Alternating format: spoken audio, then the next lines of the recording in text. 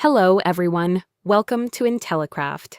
In this segment, I will demonstrate how to add and verify a student in Intellicraft software. Let's get started. After logging into the application, navigate to the side menu and select Student Management. Next, go to the Student List tab. On the top right corner, click on the Add Student button. Now, enter the basic details such as the student's name, class, contact information, and other required fields. Once you have filled in the basic details, click on the Submit button. The student will now be successfully added to the student list.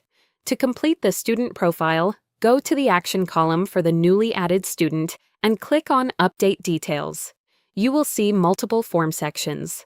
Fill in all the required information carefully, including personal information, address details, parents' details, bank details, payment plan, upload required documents, administrative information. After completing all the sections, click on the Submit button to save the details. Finally, to verify the student, click on the Verify button.